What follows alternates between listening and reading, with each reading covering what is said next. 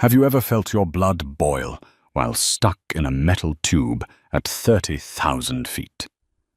Imagine sitting on a sweltering runway for hours watching your child suffer, only to be told that a cup of water is against company policy. That's exactly what happened to David Carter and his 10-year-old son, Leo. But the flight attendant, Patricia, made a fatal error. She didn't look at the contact list on David's phone. She didn't know that one simple text message sent in silence was about to ground an entire fleet, end her career, and expose a scandal that the airline tried to bury. This is the story of the water bottle that cost $1 billion. The cabin of Flight 402, sitting idle on the tarmac of Charlotte Douglas International Airport, felt less like a commercial airliner and more like a convection oven. The air conditioning had been sputtering for the last 40 minutes, pushing out nothing but lukewarm, recycled breath that smelled faintly of jet fuel and stale coffee. David Carter wiped a bead of sweat from his forehead, but his own discomfort was the least of his worries. His eyes were locked on his 10-year-old son Leo, sitting in the window seat, 12A. Leo wasn't like other kids. While other 10-year-olds were complaining about their iPads running out of battery, Leo was fighting a silent internal war. He had sickle cell anemia. It was a cruel genetic lottery that meant his red blood cells could turn rigid and sticky, clogging blood flow and causing excruciating pain crises if he became dehydrated or stressed. And right now the environment was perfect for a crisis. "Dad," Leo whispered, his voice sounding like sandpaper rubbing together. "It's hot." David placed the back of his hand against Leo's cheek. It was burning. The boy's skin, usually a rich, vibrant tone, looked ashy and dry. His lips were chapped. "I know, buddy. I know." David soothed, though his own heart was hammering a frantic rhythm against his ribs. He checked his watch. They had been sitting on the tarmac for 1 hour and 15 minutes. The captain had mumbled something about a maintenance light and ground hold, but the updates had stopped 20 minutes ago. David reached down to his carry-on bag under the seat in front of him. He groped for the water bottle he always packed the lifeline. His fingers brushed only the nylon lining. Panic, cold and sharp, spiked in his chest. The security checkpoint. He remembered now. The TSA agent, a harried man with no patience, had made him dump the heavy hydro flask because it was over the liquid limit, and in the rush to get to the gate before it closed, David hadn't had time to buy a frantic, overpriced bottle at the Hudson News.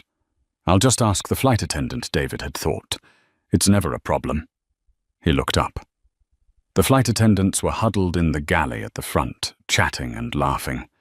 The fasten seatbelt sign was illuminated, glowing like a warning beacon. David pressed the call button. Ding! A minute passed, then 2.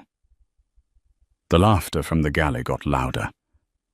One of the attendants, a woman with hair sprayed into a rigid helmet of blonde curls and a name tag that read, Patricia. Senior crew glanced down the aisle. She saw the light. She saw David's raised hand. She turned her back. David felt a flash of irritation, but he tamped it down. He couldn't afford a scene. He just needed water. He unbuckled his seatbelt. "Sir." The voice cracked like a whip. Patricia had spun around the moment she heard the click of the buckle. She marched down the aisle, her heels clicking aggressively on the thin carpet. "Sit down," she commanded, not asking but ordering. "The seatbelt sign is on. We are on an active taxiway." "We haven't moved in 40 minutes, David said, keeping his voice calm, pleading. "Ma'am, I'm sorry to disturb you, but I need some water. Immediately." Patricia stopped at row 12, looking down her nose at him. She was chewing gum, a violation of protocol, snapping it loudly. "Service hasn't started yet. We have to be airborne." I understand that, David said, leaning in so the other passengers wouldn't hear the desperation in his voice. But I don't need full service, just a cup of water. My son, he gestured to Leo, who was slumped against the window, eyes half closed. He has a medical condition. It's sickle cell. The heat is triggering him. He needs hydration now to stop a pain crisis. Patricia glanced at Leo. For a second, David thought he saw a flicker of humanity. But then she looked back at David, her eyes narrowing. She didn't see a worried father and a sick child. She saw an interruption to her break. She saw a man she felt she could bully. "Sir, if I give you water, I have to give everyone water," she said, her voice dripping with bureaucratic condescension. "And I am not opening the carts until the captain turns off the sign. Sit down and buckle up or you will be removed." "This isn't about thirst," David insisted, his voice hardening slightly. "This is medical. Do you want a medical emergency on your hands?" "Don't threaten me," Patricia snapped. "I've been flying for 20 years. I know a sick kid when I see one. He looks tired. We're all tired. Sit down." She turned on her heel and walked away. David sat stunned. The passenger in 12C, an older woman named Mrs. Higgins, looked at him with wide, sympathetic eyes. "That was awful," she whispered. "Here I have a mint." "Thank you," David muttered, "but he needs fluids." Leo let out a small whimper. He clutched his left arm. "Dad, my arm hurts." The crisis was starting. The blood was thickening, clogging the tiny vessels in his joints. The pain of a sickle cell crisis has been described as having glass shards flowing through your veins. David didn't care about the rules anymore. The atmosphere in the plane shifted. It wasn't just hot anymore. It was hostile.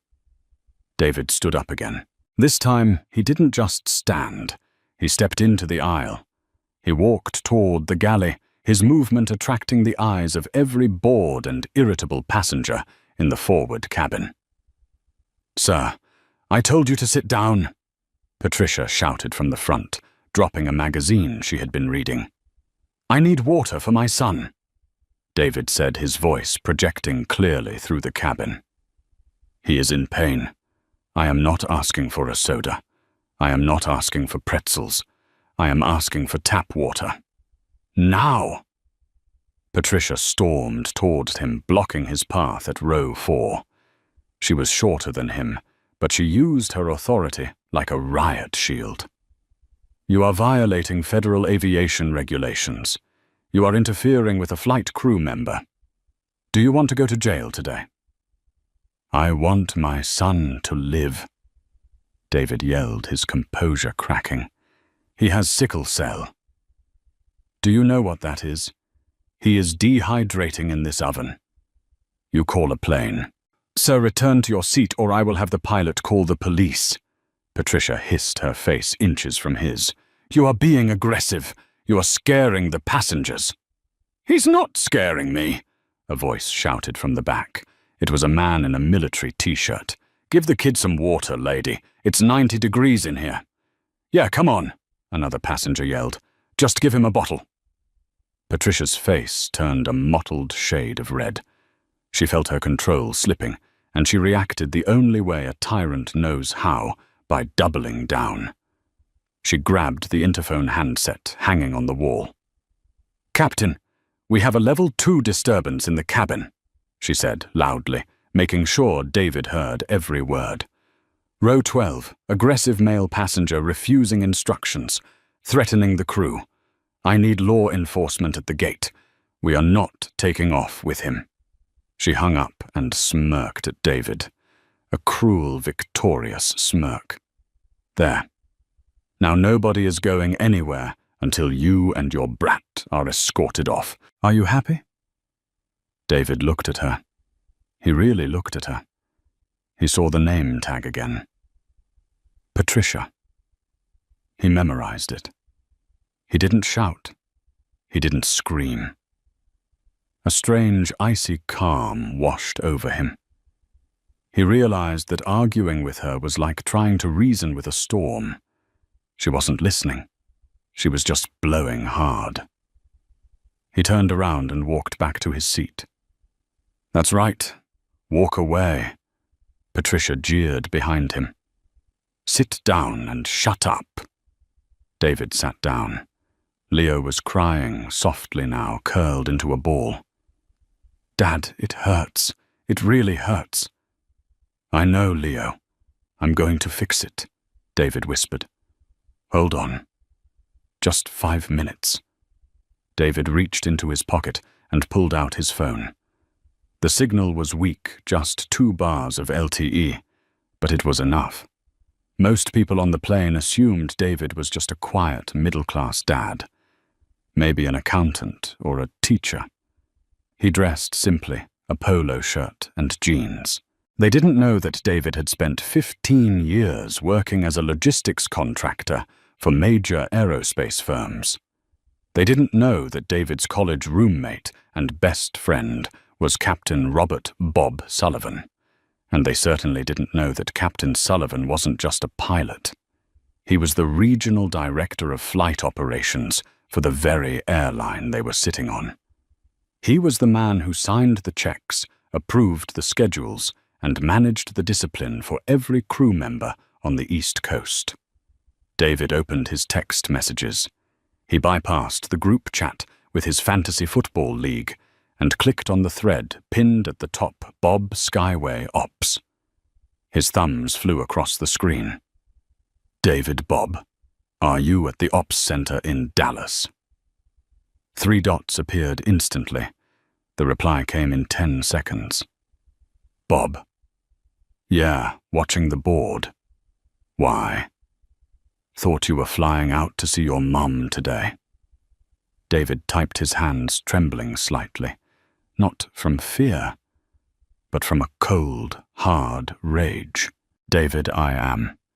Flight 402 out of CLT.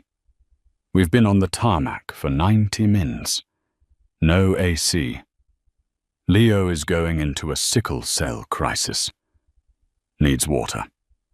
FA named Patricia refuses to serve. Just called cops on me for begging for a cup. She says I'm a threat." He hit send. He watched the screen. "Bob." She denied Leo water. "David." "Yes." Said it's policy. Leo is crying in pain. "Bob." There was a pause, a long 30-second pause where nothing happened. David wiped Leo's forehead again. Then a text came through. It wasn't a question. It was a statement. "Bob, do not engage her again. Stay in your seat. Watch the cockpit door." David put the phone down on his lap. He looked at Mrs. Higgins next to him. "Is he okay?" she asked, gesturing to the phone. "He's handling it," David said softly. "Who'll—" "Calmer," David said. Up in the front galley, Patricia was venting to a junior flight attendant named Sarah. "Can you believe that guy, medical condition? Please.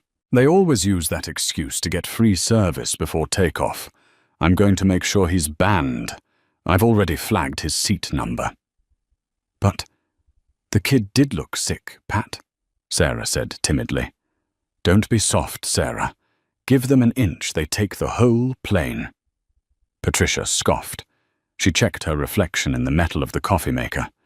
"The police will be here in 10 minutes. I hope they drag him out." She had no idea that 4,000 miles away, in a glass-walled command center in Dallas, a man in a suit had just stood up from his desk, his face thunderous, and shouted a command that silenced the entire room. "Get me the tower at Charlotte, and patch me directly into the cockpit of Skyway 402, now." The dominoes were about to fall, and they were going to fall hard. The sound of sirens wailed in the distance, cutting through the thick, humid air of the cabin. To Patricia, it was the sound of victory. To the passengers of Flight 402, It was the sound of a ruined afternoon.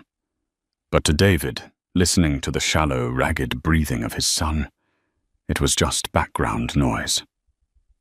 "Dad!" Leo gasped, his small hands gripping the armrests so hard his knuckles turned white. "My legs, they feel like they're breaking." David unbuckled his seatbelt again, ignoring the glare from Mrs. Higgins, who looked terrified. He knelt on the floor of the plane, disregarding the grime, and began to massage Leo's calves. The muscles were rock hard. The lack of oxygen and hydration was causing the red blood cells to sickle, locking together like jagged puzzle pieces in his son's veins, starving the tissues of oxygen. It was agony. "I'm here, Leo. I'm rubbing them." "Deep breaths," David whispered, sweat dripping from his own nose onto the carpet. At the front of the plane, the cockpit door opened. The first officer, a young man named Jenkins, poked his head out. He looked at Patricia. "What's going on back here? Tower says we have police at the jet bridge," Jenkins asked, looking annoyed. "Unruly passenger, row 12. Patricia said loudly, smoothing her skirt. "He threatened me, refused to remain seated. I followed Protocol Jenkins. We can't fly with a security risk." Jenkins frowned. He glanced down the long tube of the fuselage. He didn't see a terrorist. He saw a man kneeling on the floor, tending to a child. "Is that him?" "He's manipulative," Patricia hissed. "He's using the kid as a prop. Just let the cops handle it so we can get in the air. I'm already overtime." The heavy cabin door groaned and popped open.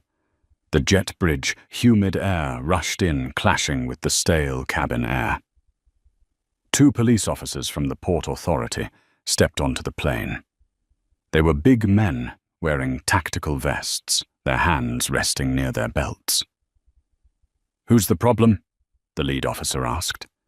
His name tag read Officer Williams. Patricia stepped forward, putting on her best distressed victim face. "Row 12. Officer, the man in the grey polo. He was screaming at me, lunging toward the galley. I felt unsafe." Officer Williams nodded grimly. "All right, folks, stay in your seats," he announced to the cabin. He began to walk down the aisle, his partner behind him. The atmosphere in the plane was electric with tension. Passengers craned their necks. Some pulled out phones to record. When Williams reached row 12, he saw David. David didn't look up. He was still massaging Leo's legs. "Sir," Officer Williams said, his voice booming. "I need you to step out into the aisle and put your hands where I can see them." David stopped rubbing. He looked up. His eyes were red-rimmed, but his expression was terrifyingly calm. He slowly raised his hands, palms open. "Officer," David said, his voice steady. "My son is in a medical emergency. I asked for water. She refused. That is the extent of my crime." "He's lying," Patricia shouted from row 1. "He was aggressive. He tried to storm the cockpit." A murmur went through the plane. That was a lie, and everyone knew it. "He didn't storm anything." Mrs. Higgins in 12C suddenly snapped her frailty, vanishing in a burst of outrage. "He asked for water for his boy. That stewardess is a witch." "Ma'am, stay back," the second officer warned. Officer Williams looked at David, then at Leo. He saw the tears streaming down the boy's face. He saw the twisted grimace of pain. Williams was a father, too. He hesitated. "Sir, you need to come with us off the plane. We can sort this out on the jet bridge." Williams said, his tone softening slightly but still firm. "We can't have you on board. I'm not leaving my son," David said. "And he can't walk. He's in crisis. We need paramedics, not police. If you don't move, I will have to forcibly remove you," Williams said, reaching for his handcuffs. "Don't make this harder." David looked at the handcuffs. Then he looked at his phone, which was sitting on the tray table. The screen lit up. A single notification. "Bob, execute." David looked Officer Williams in the eye. "Officer, before you arrest me, I suggest you wait exactly 30 seconds. "Excuse me." Williams blinked. 30 seconds, David repeated. "Because the man who runs this airline is currently speaking to the captain. And if you drag me off this plane, you're going to be explaining to the police commissioner why you arrested a whistleblower in the middle of a corporate intervention." "Is he threatening us now?" Patricia shrieked from the front. "Officer, get him off!" Williams reached for David's arm. Suddenly, the plane's intercom system chimed. It wasn't the usual soft ding-dong. It was a triple chime, the emergency alert signal from the cockpit. Ding, ding, ding. "Flight attendants stand by for all call." The captain's voice boomed over the speakers, but the voice sounded shaken, confused. Then the cockpit door didn't just open. It was thrown open. Captain Anderson, a veteran pilot with silver hair and 4 stripes on his shoulder, stepped out of the flight deck. He wasn't wearing his hat. He looked pale. He held the satellite phone handset in one hand. "Officer," Captain Anderson shouted, his voice cracking slightly. "Officer, stop. Do not touch that passenger." The entire cabin went dead silent. Even Leo stopped crying for a second, shocked by the volume. Patricia's jaw dropped. "Captain, he's the security threat. We need him Quiet," Anderson barked at her, snapping his head toward Patricia with a ferocity that made her recoil. "Not one word, Patricia. Not one single word."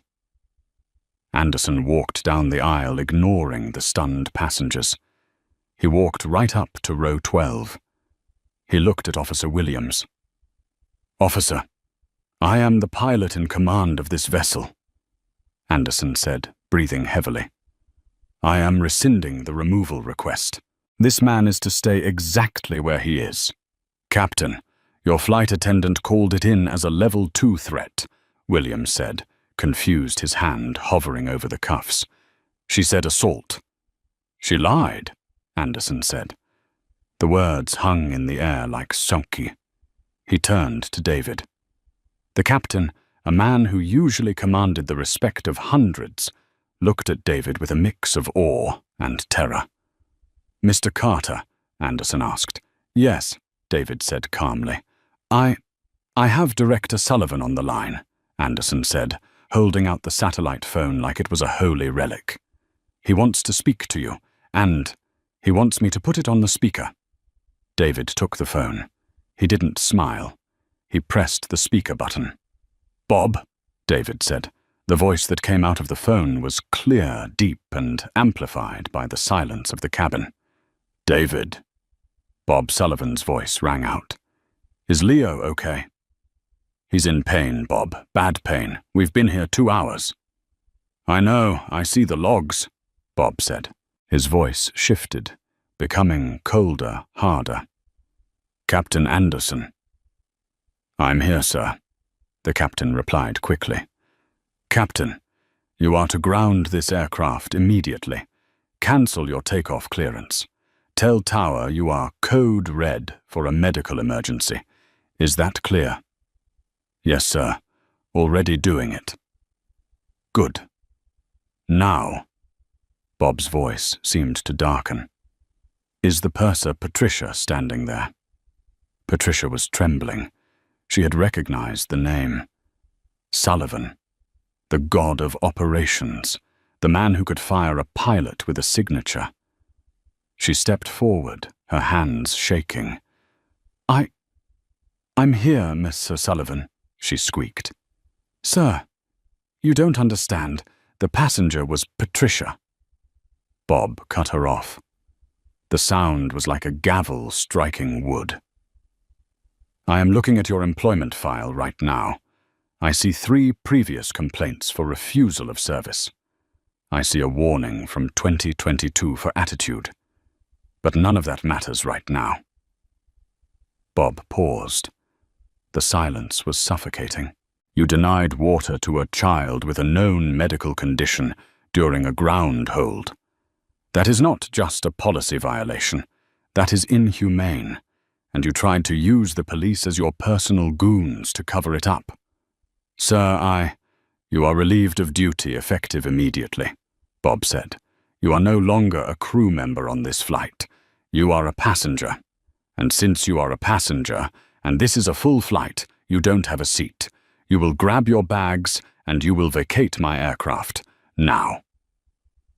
The silence that followed Bob Sullivan's decree was absolute. It was the kind of silence that usually only happens in a courtroom after a guilty verdict. Patricia stood frozen in the aisle. Her face had drained of all color, leaving her makeup looking stark and garish like a clown's mask. "Did you hear me?" Bob's voice crackled through the satellite phone David was still holding. "Captain Anderson, escort her off. If she refuses, ask Officer Williams to assist. I believe she is now trespassing."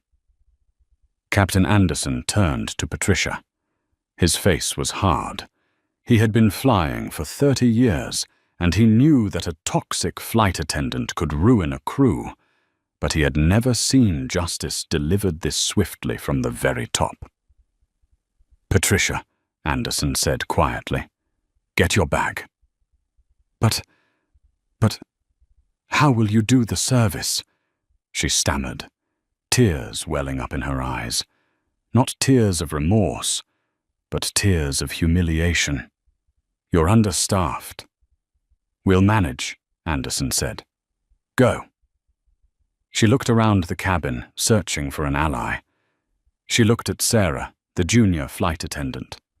Sarah looked down at her shoes. She looked at the passengers. A slow clap started from row 15. Then row 16 joined in.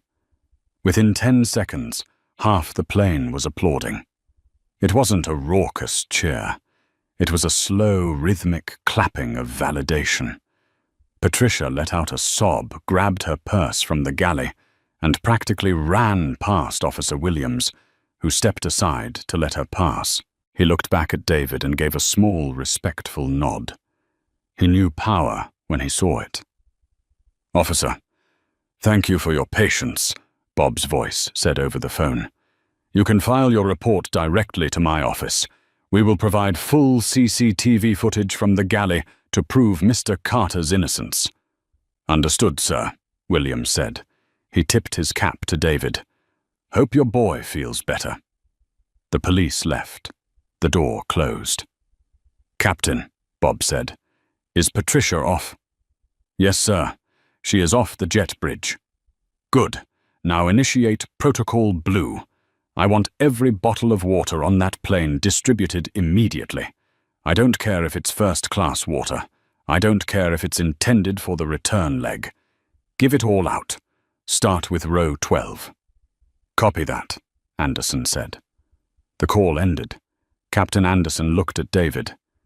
"Mr. Carter, I apologize. I had no idea what was happening back here. The cockpit door is soundproofed. We rely on the cabin crew to be our eyes." "I know, Captain," David said, his adrenaline fading, leaving him exhausted. "Just the water. Please." Anderson didn't wait for the junior attendant. He ran to the first-class galley himself. He came back 10 seconds later with 2 large, cold 1.5-liter bottles of Evian and a bag of ice. David cracked the seal. The sound of the plastic ring snapping was the best sound he had ever heard. He poured the water into a cup, his hands shaking, and held it to Leo's lips. "Drink, buddy. Slow sips," David whispered. Leo drank. He drank greedily, the cool liquid soothing his parched throat. David held the cold bottle against Leo's overheating neck. He made an ice pack with a bath bag and placed it on Leo's arm.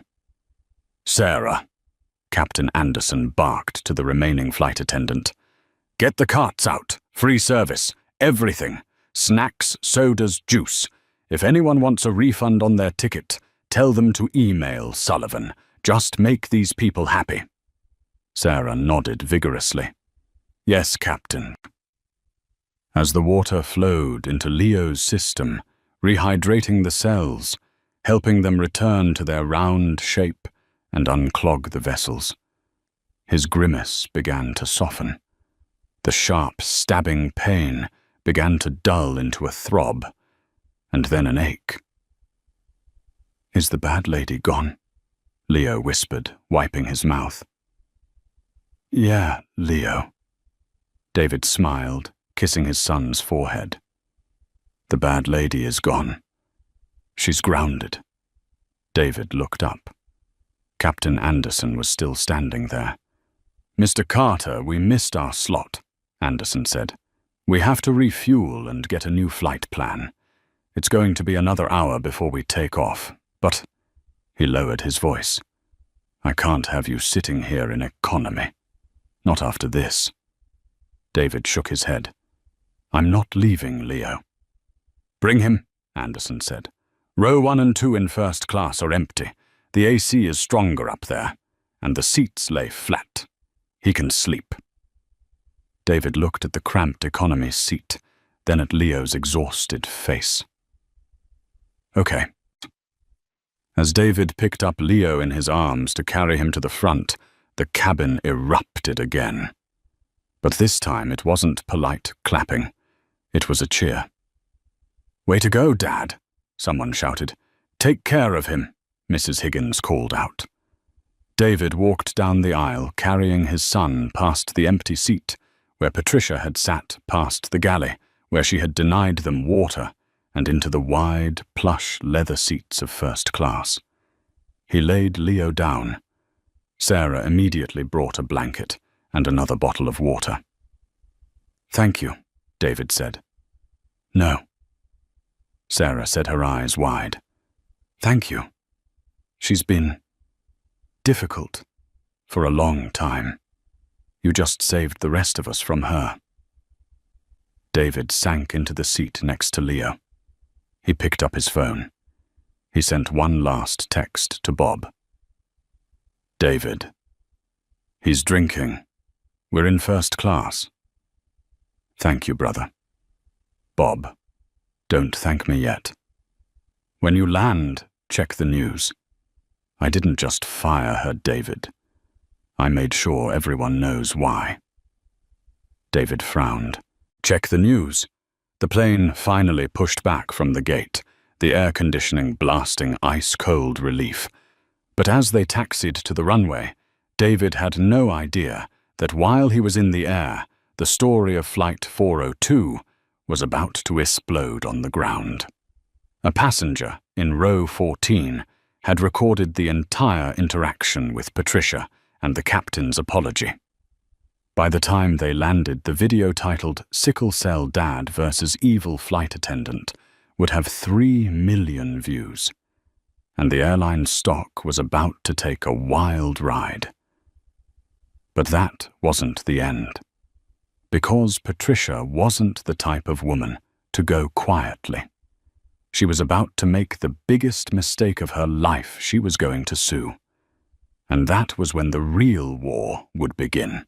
When Flight 402 finally touched down at LaGuardia Airport, the sun had already set, casting long, bruised purple shadows across the runway. Inside the first-class cabin, Leo was sleeping soundly, his small chest rising and falling in a rhythm that David hadn't seen in hours. The crisis had passed. The fluids had done their job. David, however, was wide awake.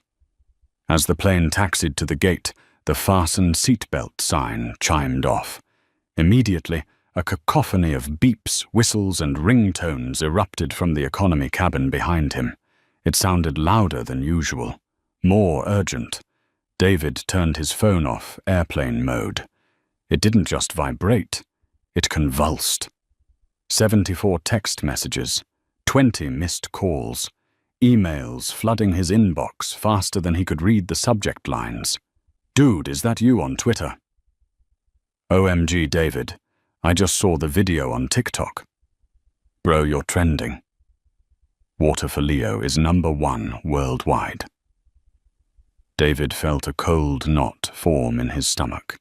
He clicked on a link sent by his sister. It opened a video on a popular news aggregation site. The view count was staggering 4.2 million views in 3 hours. The video was shaky, filmed vertically from across the aisle in row 14. It showed the back of David's head, but it clearly showed Patricia's face. The audio was crystal clear. "Do you want a medical emergency on your hands?" David's voice in the video sounded desperate. "Don't threaten me," Patricia's voice sneered. "I've been flying for 20 years. Sit down." Then the video cut to the arrival of the police, the tension, and finally the explosive entrance of Captain Anderson and the public firing of Patricia. The caption read, "Power-tripping flight attendant denies dying kid water, gets instant karma from the CEO." David looked up as the jet bridge connected. He wasn't just a dad anymore. He was a viral sensation. "Mr. Carter," Sarah, the junior flight attendant, whispered. She looked nervous. "There are a lot of cameras outside the gate. The ground crew told us. Do you want us to escort you out a back way?" David looked at Leo, who was rubbing the sleep from his eyes. "No," David said, his jaw tightening. "We didn't do anything wrong. We're walking out the front." But David underestimated the storm. As they stepped into the terminal, the flashbulbs were blinding. Reporters were shouting questions. "Mr. Carter, did you threaten the crew? Is it true you know the CEO? How is your son?" David shielded Leo's face with his jacket and pushed through the throng, guided by airport security. He didn't speak. He just wanted to get home. But while David remained silent, Patricia did not. By the next morning, the narrative had begun to twist. Patricia had not gone home to hide in shame. She had gone straight to a crisis PR firm.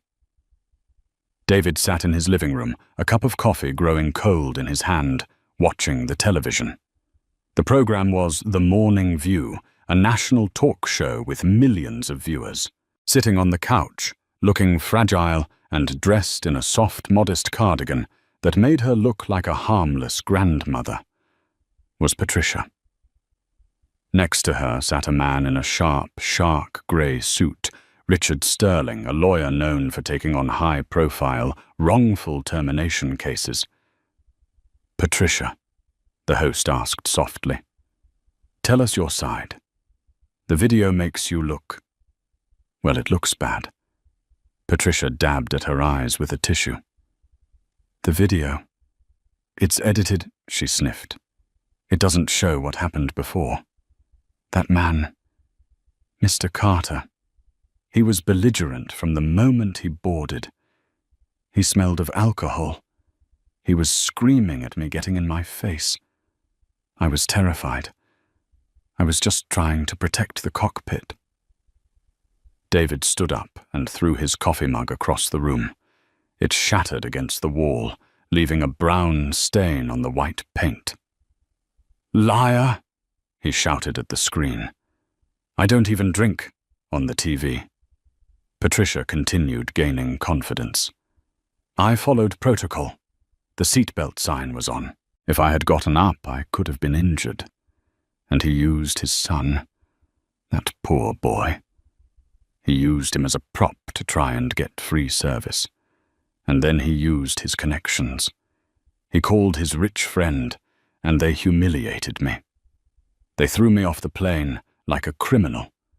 I've given 20 years of my life to Skyway, and this is how they thank me." Richard Sterling leaned into the microphone. "We are filing a lawsuit today against Skyway Airlines and Mr. David Carter personally.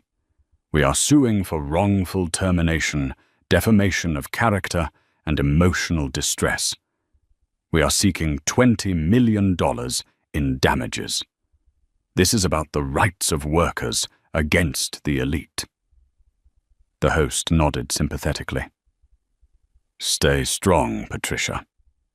David stared at the screen, his chest heaving. The comments on social media were already turning. Wait, he was drunk. That changes everything. Typical elite calling the manager to fire a working woman. She was just following safety rules, justice for Patricia. The phone rang. It was Bob. "Did you see it?" Bob asked. His voice was low, dangerous. "She's lying, Bob. She's lying about everything. She said I was drunk. She said I threatened her." "I know," Bob said. "She's trying to win the court of public opinion before we even get to a judge. She thinks that if she paints herself as the victim of a corporate bully and an angry black man, we'll settle just to make it go away." "Are you going to settle?" David asked, fear creeping into his voice. "Bob, I can't afford a lawyer like Sterling. If she sues me—" "David," Bob interrupted, "listen to me closely. We are not settling. We are not paying her a dime. In fact, I'm glad she went on TV. I'm glad she lied." "Why?"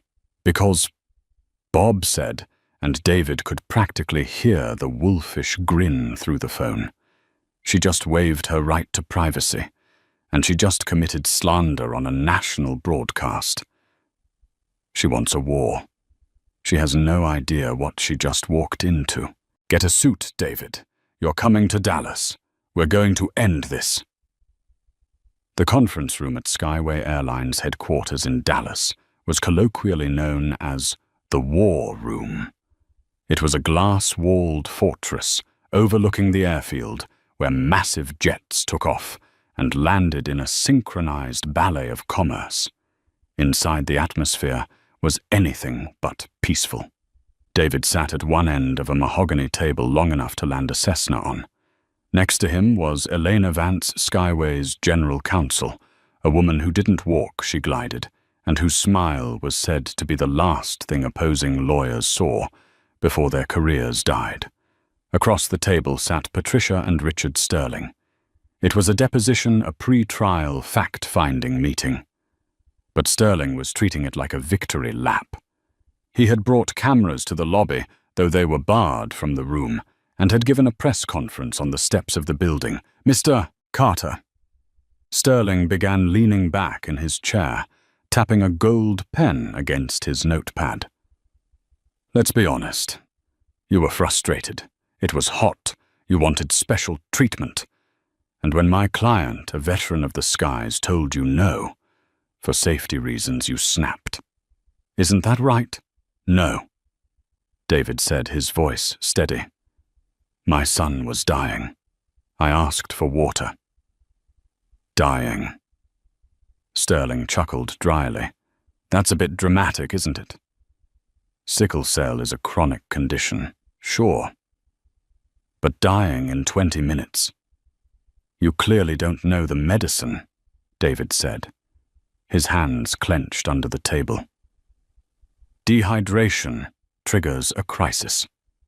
A crisis causes organ damage. Organ damage kills, yes. Dying." "And the alcohol," Sterling pressed. "We have witnesses who say you smelled of bourbon." "Name them," Elena Vance cut in. Her voice was sharp as a scalpel. "Name one witness, Mr. Sterling. Because we have the toxicology report from the medical exam Mr. Carter voluntarily took 2 hours after landing.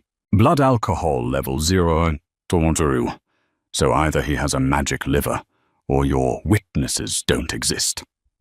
Sterling waved a hand dismissively. "We'll get to that. The point is your CEO, Mr. Sullivan, fired my client without due process. He humiliated her publicly. She has PTSD. She can't sleep. She can't work." Patricia sniffled on cue.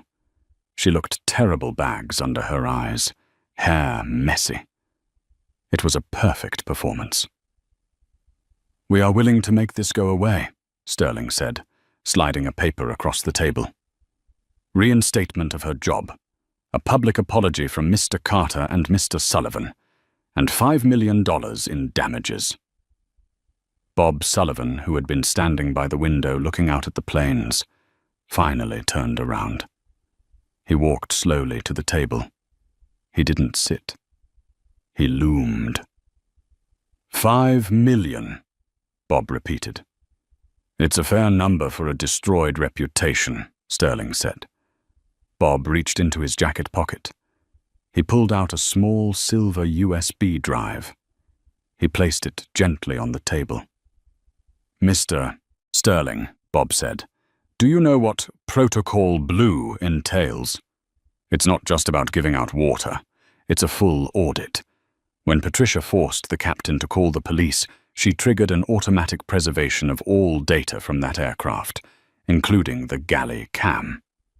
Patricia froze. "There are no cameras in the galley," she said quickly. "The Union blocked them in 2018. "The Union blocked video surveillance of crew breaks," Bob corrected. "But for security purposes, post 9/11, every commercial airliner has a black box audio recorder in the cockpit. What you might not know, Patricia, is that the interphone system, the phone you use to call the captain, records audio from the moment you lift the receiver until you hang it up. And it records the ambient noise in the galley for 30 seconds after you hang up, to catch hijackers planning their next move." Bob tapped the USB drive. "We have the audio, Patricia. Not just of you calling the police, but of what you said to your colleague Sarah immediately after." Sterling looked at his client. Patricia's face had gone the color of old milk. What is on that tape?" Sterling asked, his confidence wavering. "Would you like to hear it?" Eleanor Vance asked, already plugging the drive into a laptop. "No, Patricia started to say. "Play it," Bob commanded. The audio filled the room. It was crisp and undeniable. Sound of a phone hanging up. Patricia's voice.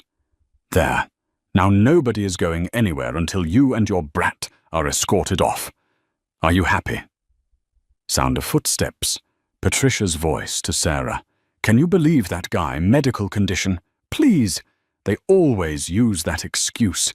I'm going to make sure he's banned. The police will be here in 10 minutes. I hope they drag him out."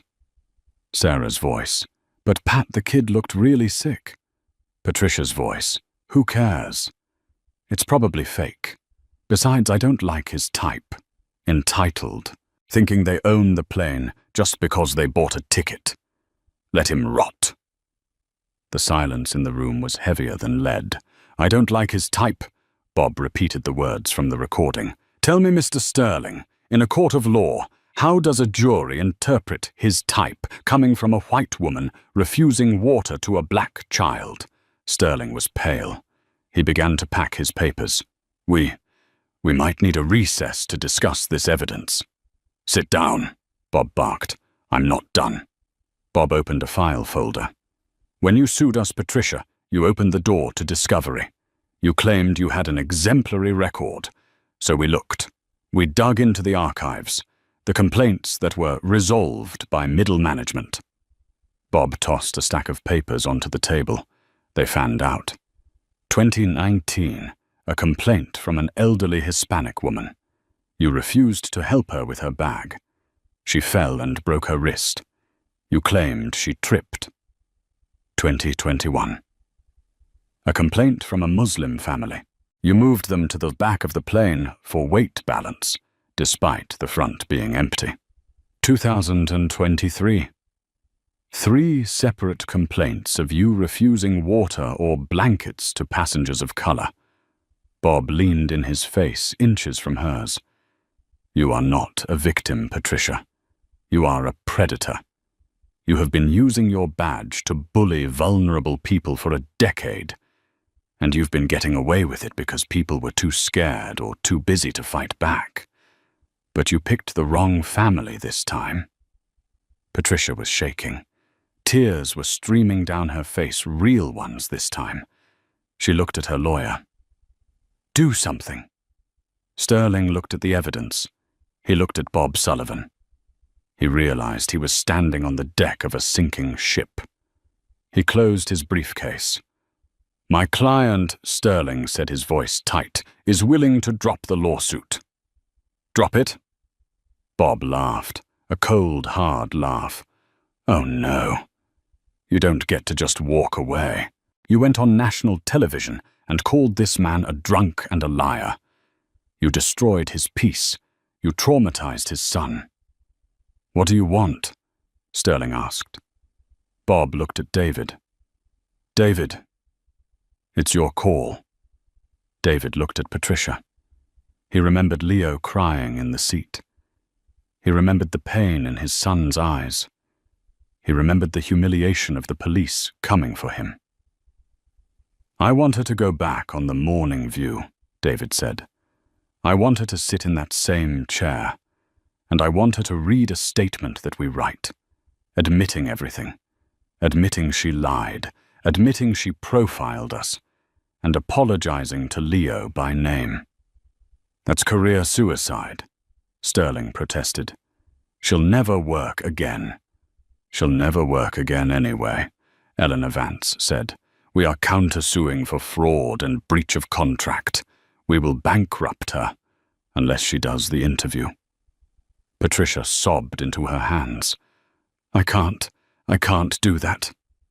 Then we release the audio to the press today, Bob said, and we release the file of complaints.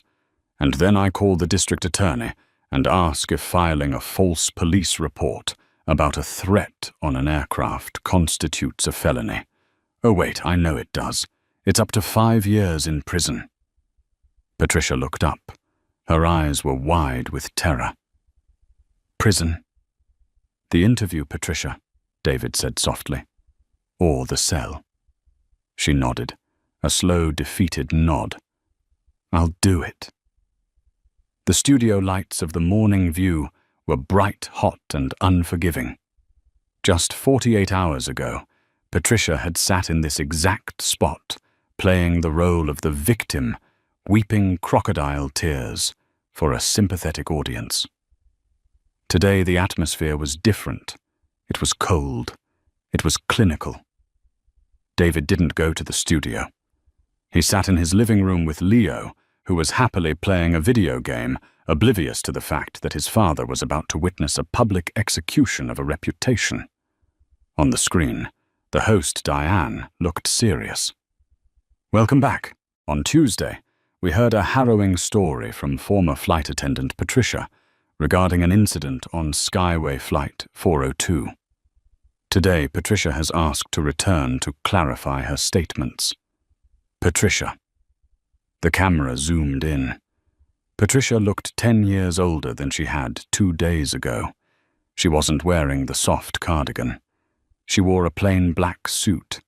Her hands were clasped tightly in her lap, trembling visibly.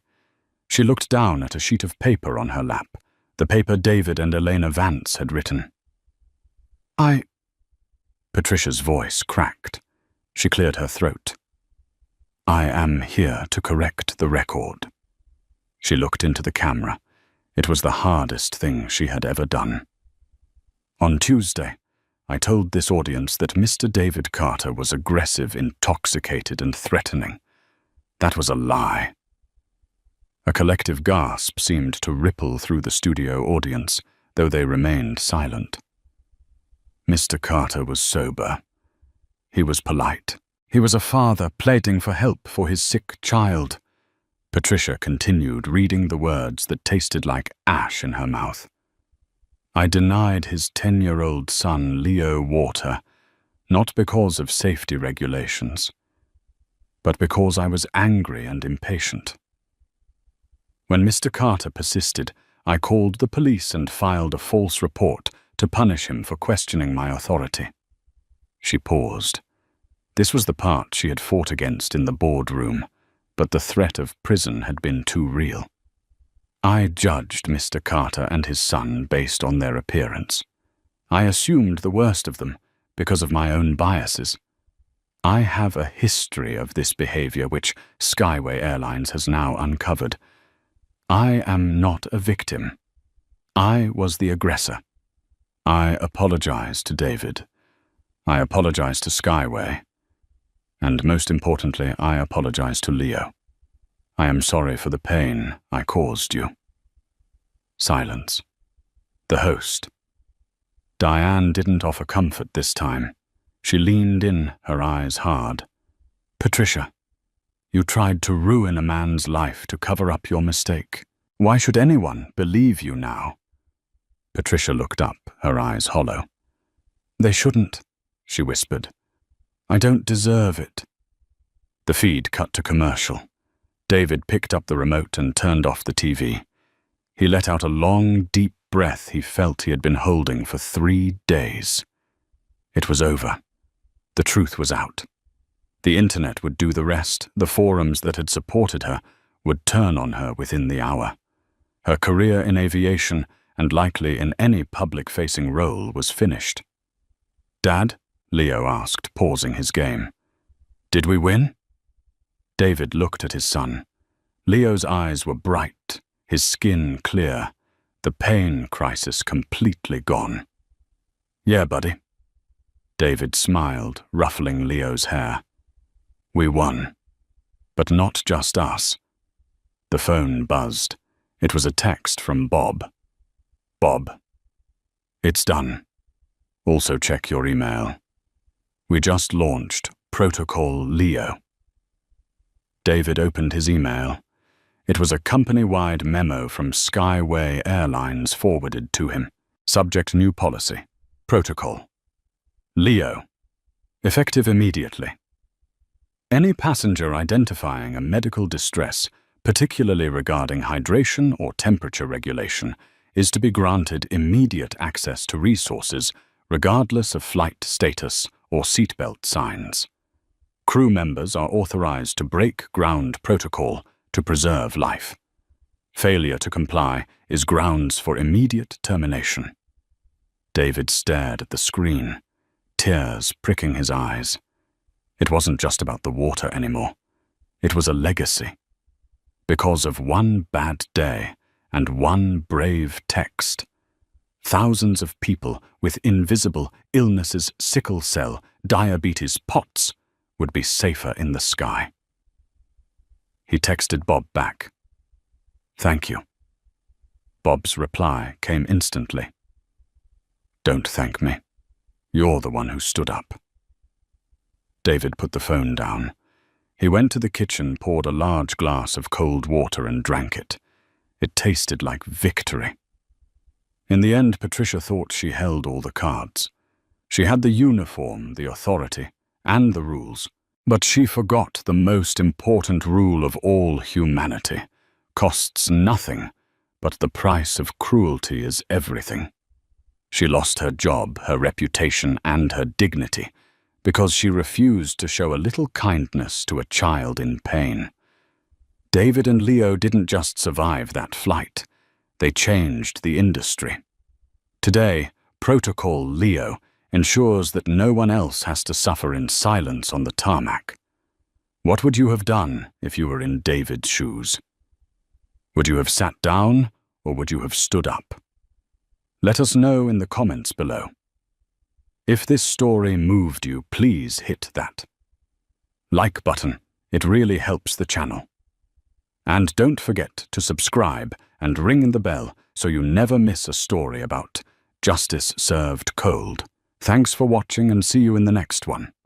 They looked at Mrs. Sterling and saw only an elderly black woman in a simple cardigan. They didn't see the woman who built the empire they were flying on. When a wealthy socialite demanded her seat and the crew threatened to kick her off the plane, Mrs. Sterling didn't scream. She didn't fight. She made one single phone call. 10 minutes later, the pilot was trembling. The VIPs were silent, and the entire flight crew realized they had just made the most expensive mistake of their lives. This is the story of how arrogance met instant ruin. The air inside the first-class cabin of Stratton Airways Flight 902 from New York JFK to London meant to smell like fresh linen and expensive champagne. Instead, for Mrs. Beatrice Sterling, it was beginning to smell like trouble. Beatrice, 62 years old, with silver-streaked hair, pulled back in a sensible bun, adjusted her glasses. She sat in seat 1A, the prime spot in the ultra-exclusive Stratton Suites class. She wore a knitted beige cardigan she had bought at a clearance sale 3 years ago, and comfortable orthopedic sneakers. She held a worn paperback mystery novel, completely ignoring the crystal flute of pre-flight sparkling water on her console. To the untrained eye, Beatrice looked like a grandmother who had perhaps wandered into the wrong section of the plane while looking for the restroom. To the trained eye, she looked like a woman who was perfectly content. But Abigail Pembroke did not have a trained eye. She had an eye for label status and exclusion. Abigail boarded the plane in a whirlwind of Louis Vuitton luggage and aggressive perfume. She was a woman in her 40s who wore her wealth like armor, a sharp bob-cut tailored Gucci blazer, and a look of permanent dissatisfaction. Trailing behind her was her husband Richard, a man who looked like he had long ago given up on having an opinion. Abigail stopped in the aisle, causing a traffic jam of wealthy passengers behind her. She frowned, checking her boarding pass, then looked at seat 1A. Then she looked at Beatrice. "Excuse me," Abigail said, her voice loud enough to cut through the soft jazz playing over the speakers. Beatrice looked up from her book, offering a polite, soft smile. "Yes, dear." "You're in my seat," Abigail stated, tapping a manicured nail against the leather headrest. Beatrice glanced at her ticket on the console. "I don't believe I am. Seat 1A. That's what my son booked for me." Abigail let out a short, sharp laugh, looking back at her husband for support. Richard pretended to be very interested in the overhead bin. Abigail turned back to Beatrice, her smile tight and condescending. "Look, I don't know how you managed to sneak up here, or if there's been some sort of clerical error with the upgrades, but my husband and I always sit in 1A and 1B. We are Platinum Legacy members. I need you to move to your actual seat. Economy is back that way." She pointed a thumb over her shoulder toward the curtain separating the classes. Beatrice didn't move. Her pulse didn't even quicken.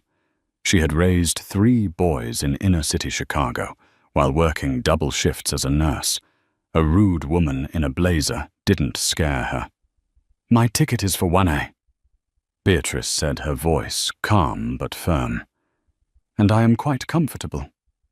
The cabin went quiet. Other passengers, a tech CEO in 2A, a famous model in 3C, lowered their noise-cancelling headphones. They sensed blood in the water. Abigail's face flushed a deep, angry red. She wasn't used to being told no. She snapped her fingers at a passing flight attendant. "You, come here. Now." The flight attendant was a tall, slick-haired man named Greg. Greg prided himself on knowing exactly who was worth pleasing and who wasn't. He saw Abigail's expensive jewelry and Beatrice's worn sneakers. The calculation in his head took less than a second. "Is there a problem, Mrs. Pembroke?" Greg asked, his voice dripping with practiced honey. "Yes, there is," Abigail hissed. "This woman is refusing to vacate my seat. I specifically requested the bulkhead suite. I want her moved. Immediately." Greg turned his gaze to Beatrice. His smile vanished, replaced by a cold, bureaucratic stare. "Ma'am," Greg said, dropping the honey.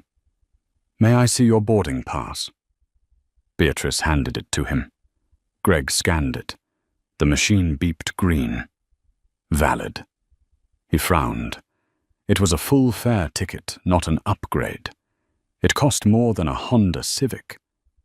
But Greg looked at Beatrice's clothes again. She must have used miles, he thought. Or it's a system glitch.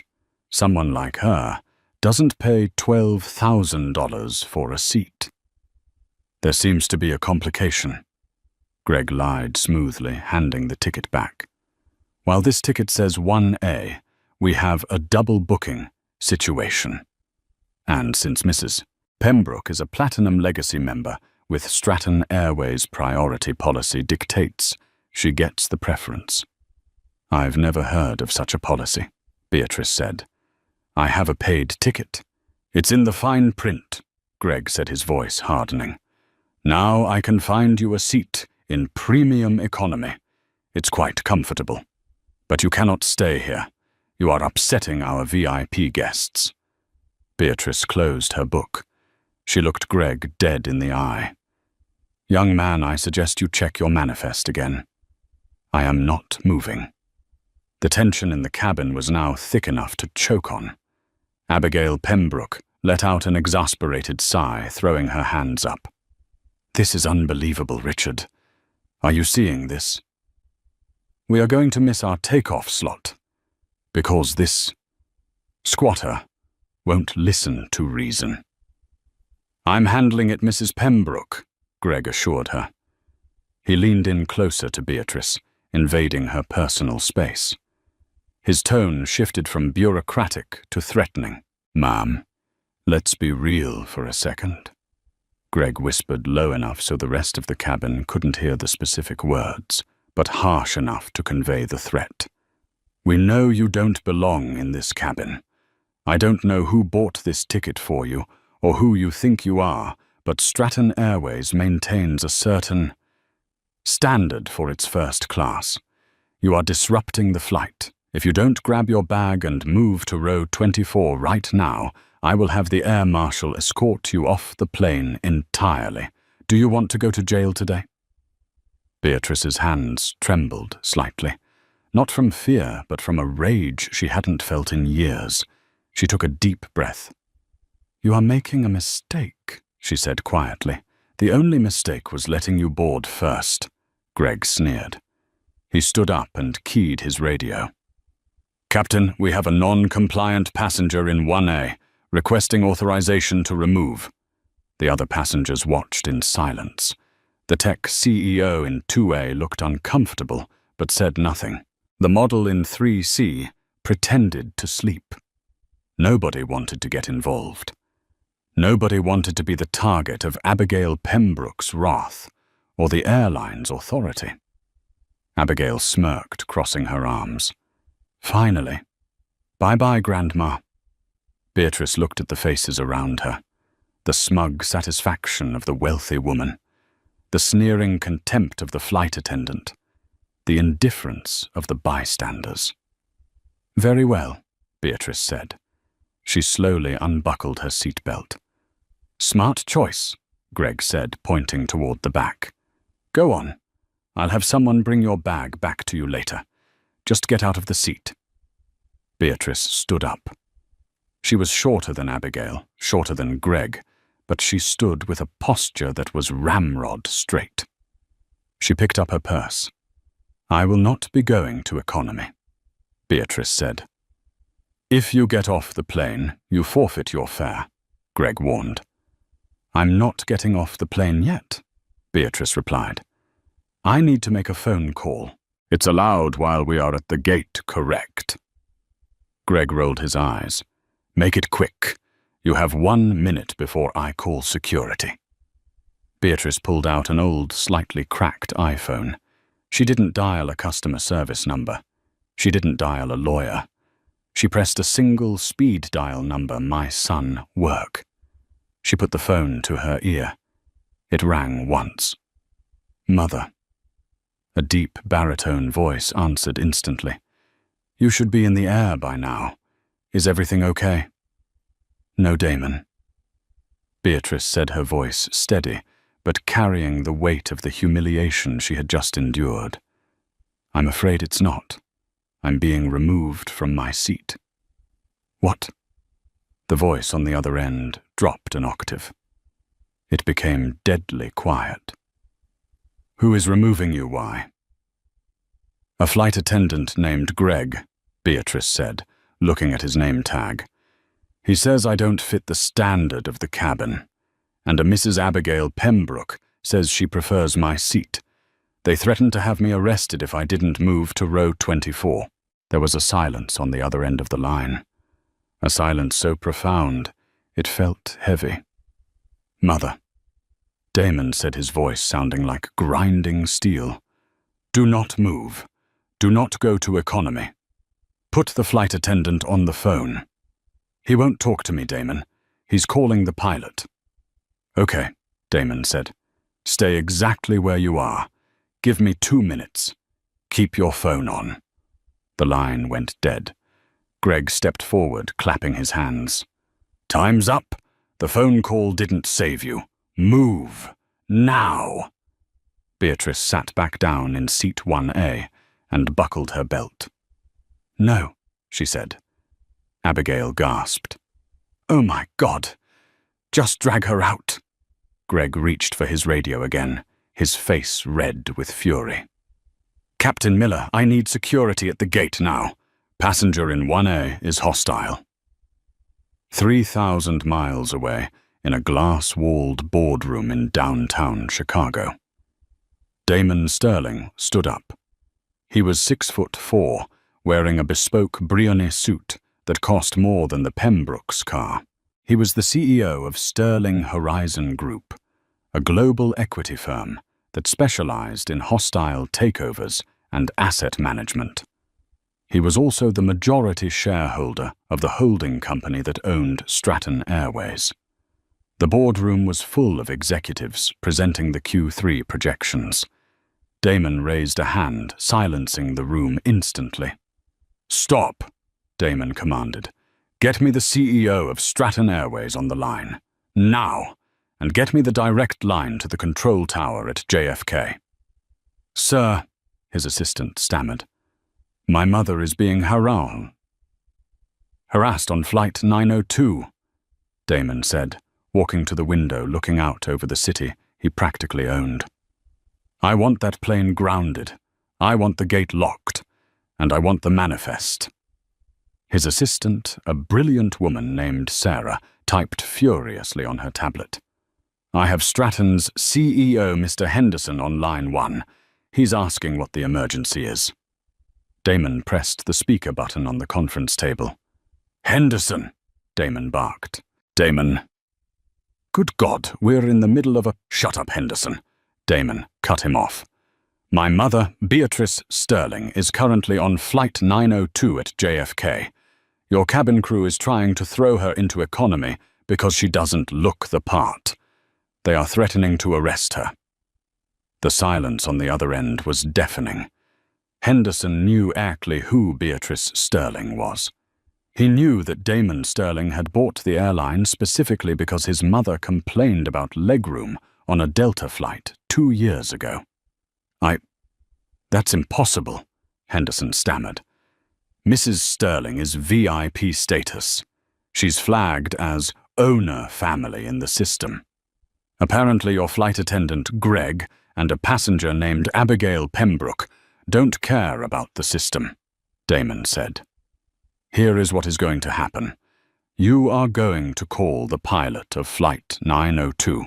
You are going to tell him that if that plane moves 1 inch with my mother in anything other than seat 1A, I will liquidate the board of directors by tomorrow morning. Do you understand me?" "I'm calling the cockpit now," Henderson said, his voice trembling. "And Henderson." "Yes, Mr. Sterling. I want the names of the crew, and I want the Pembroke's flight history. I'm coming to the airport. You're in Chicago, sir. I have the Gulfstream fueled at O'Hare. I'll be there in 90 minutes. Tell the pilot to keep the door open. Nobody gets off that plane until I get there." Damon hung up. He looked at his executive team. "Meeting adjourned," he said. I have to go fire some people. Back on flight 902. Greg was reaching for Beatrice's arm to physically pull her up when the cockpit door flew open. Captain Miller, a veteran pilot with 20 years of experience, burst into the first-class cabin. He looked pale. He looked like he had just seen a ghost.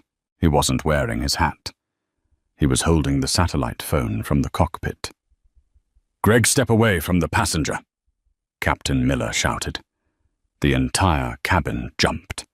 Greg froze his hand inches from Beatrice's shoulder. "Captain?" Greg asked, confused. "I'm just handling the—" "I said, step away," Captain Miller roared. He rushed over to seat 1A. He ignored Abigail Pembroke. He ignored the tech CEO. He knelt down next to Beatrice's seat, right on the floor. "Mrs. Sterling," the captain said, breathless. "My name is Captain Miller. I have just received a call from headquarters, from Mr. Henderson, personally." Beatrice looked at him calmly. "Hello, Captain." "Ma'am, on behalf of Stratton Airways, I am mortified," the captain stammered. "Please stay in your seat. Can I get you anything? Champagne, caviar? Anything at all?" Abigail Pembroke stood up, her face twisted in confusion. "Excuse me. Captain, what is going on? This woman is in my seat. I am a platinum legacy." Captain Miller stood up and turned to Abigail. The fear in his eyes was replaced by the cold, hard reality of someone who had just been told his pension was on the line. "Sit down, ma'am," Captain Miller snapped. "Don't you talk to me like that. I know the owner of this airline," Abigail screamed. Captain Miller let out a dark, humorless laugh. "No, ma'am, you really, really don't. But the lady in seat 1A does. In fact, her son is the owner." The silence that followed was heavier than the plane itself. Abigail's mouth dropped open. Greg, the flight attendant, felt the blood drain from his face so fast he nearly fainted. He looked at Beatrice, the cardigan, the sneakers, the old paperback.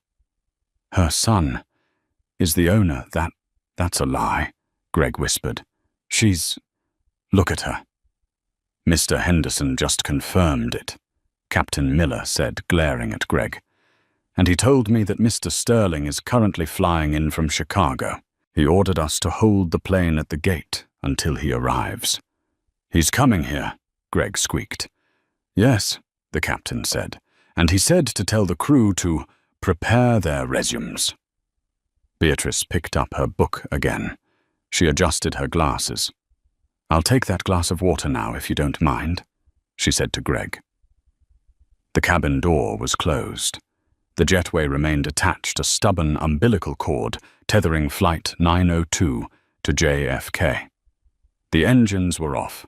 The only sound in the first-class cabin was the high-pitched whine of the auxiliary power unit and the thumping of Hart's rib cages. 90 minutes. That's how long Captain Miller said it would take for Damon Sterling's Gulfstream G650 to arrive from Chicago. For Beatrice Sterling in seat 1A, it was 90 minutes of quiet reading. She sipped her sparkling water. She didn't gloat. She didn't look at the people who had just tried to humiliate her. She simply existed in the space that was rightfully hers. For everyone else, it was 90 minutes of psychological torture. The dynamic in the cabin had inverted so violently, it caused spiritual whiplash. The other VIP passengers, the tech CEO, the model, the investment bankers in row 3 were now terrified. They had all witnessed the degradation of an old woman and done nothing. They knew that men like Damon Sterling did not just punish the perpetrators. They punished the witnesses too. The tech CEO in 2A suddenly found his shoes very interesting. The model in 3C pulled a blanket over her head, feigning sleep, praying she wouldn't be recognized. But the real agony was reserved for Abigail Pembroke and Greg the flight attendant. Greg had retreated to the galley, hidden behind the curtain. He was vibrating with panic. He had already thrown up twice in the lavatory sink. He kept replaying the last 20 minutes in his head. He had sneered at the owner's mother. He had threatened to arrest the woman whose son signed his paychecks. He peeked through the curtain at Beatrice's calm profile. She looked like his own grandmother.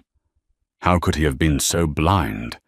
He had let a cheap suit and a loud voice dictate his morality. Desperate.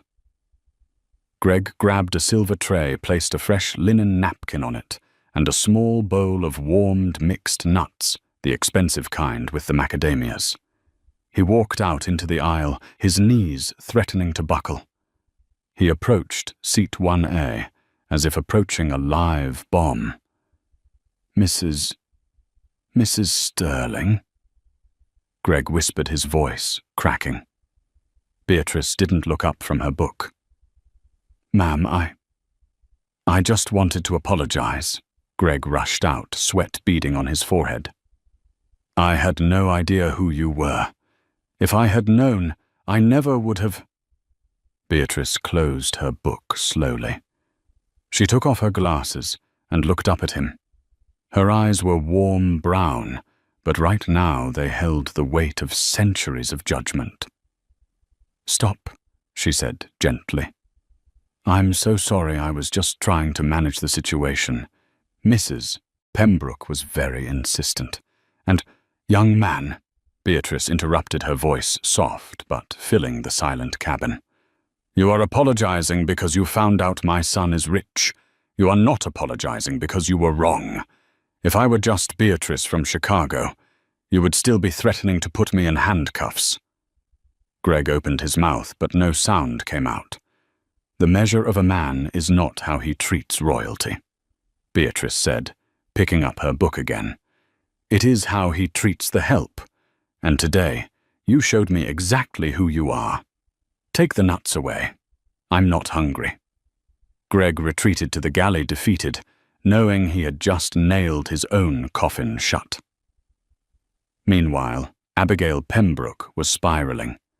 She was not used to losing power. She was used to yelling until the world rearranged itself to suit her comfort. She turned to her husband, Richard, who was pale and sweating in seat 1B. Richard, do something, Abigail hissed. Call your lawyer. Call the senator. We can't just sit here, held hostage by these people.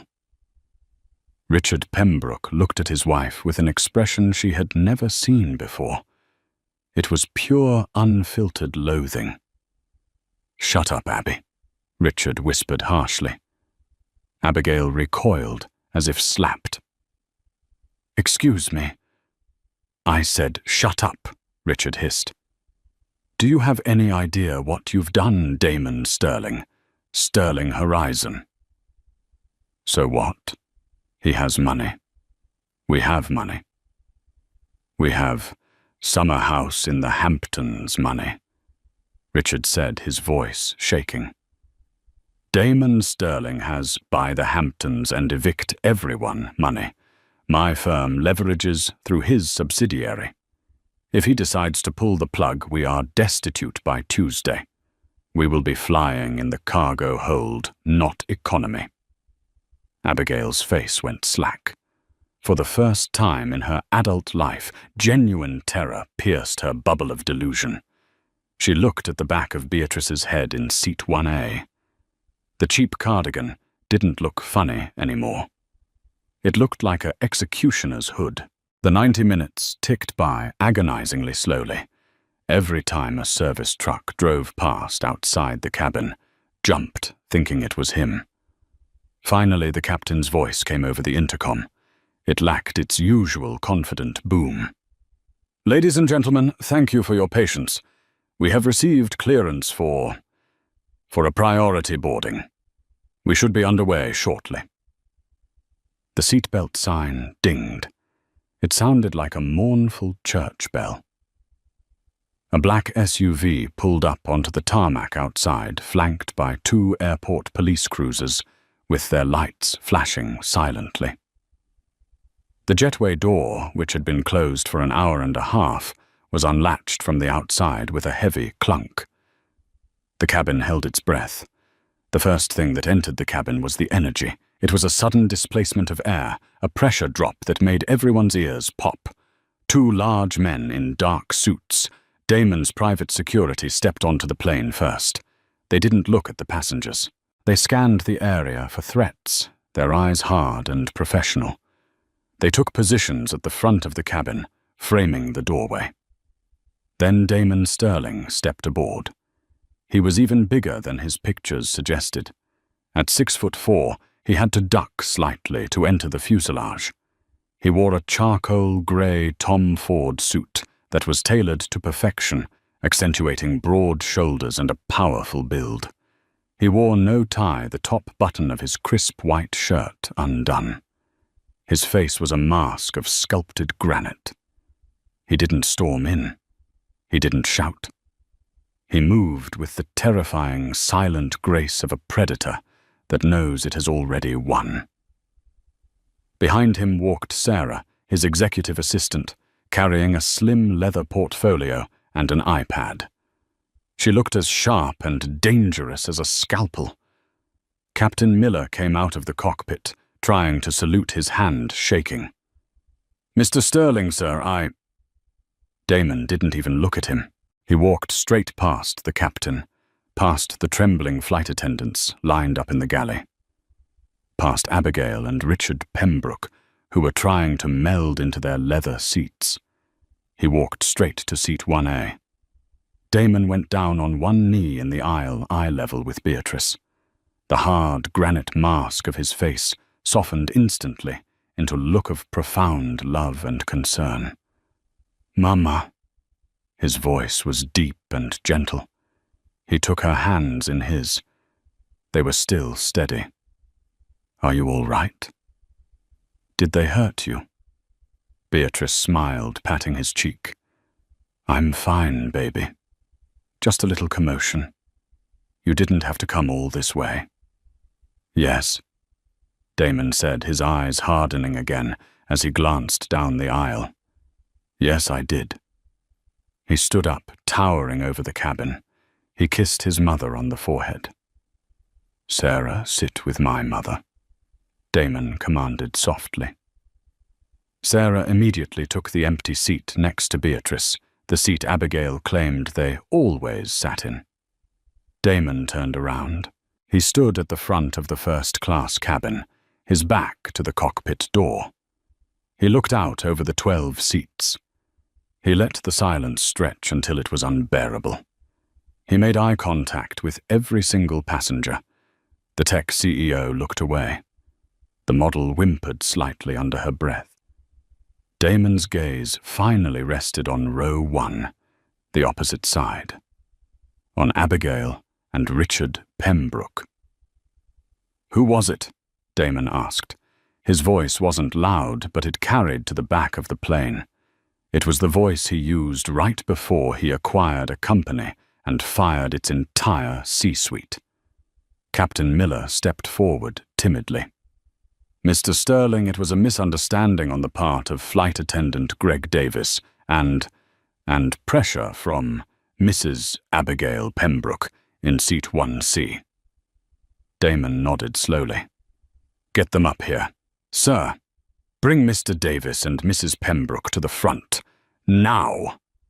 Greg walked out from the galley. He looked like a dead man walking. He stood before Damon, staring at his expensive Italian loafers. Abigail Pembroke tried to stand with dignity, but her legs were shaking. She smoothed her Gucci blazer, a pathetic suit of armor, against the man standing before her. She walked to the front, her husband Richard trailing behind her like a whipped dog. Damon looked at the 3 of them. He didn't scream. He didn't curse. He just looked at them with a detached, clinical curiosity, like a scientist examining a particularly nasty strain of bacteria. "You wanted my mother's seat," Damon said to Abigail. It wasn't a question. Abigail tried to find her voice. It came out shrill and reedy. We are Platinum Legacy members. There was a mix-up with the booking. I merely pointed out that— Stop, Damon said. The word was like a door slamming. I don't want to hear your voice yet. He turned to Greg. You, Damon said. You're the one who threatened to arrest a 62-year-old woman for sitting in a seat I paid $12,000 for. Mr. Sterling, please. Greg begged, tears welling up. I was just following protocol for VIP conflicts. Mrs. Pembroke was very demanding. I got confused. Damon took a step closer. Greg flinched. Look at me, Damon said.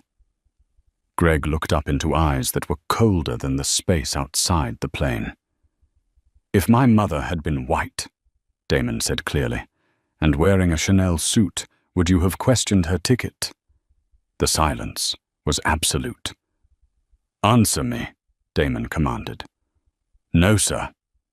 Greg whispered, the truth dragged out of him by sheer force. And if this woman, Damon gestured to Abigail without looking at her, had been black and wearing sneakers, would you have moved my mother for her? No, sir. Damon nodded. At least you're honest now. Sarah. From seat 1B, Sarah held up the iPad. Yes, Mr. Sterling.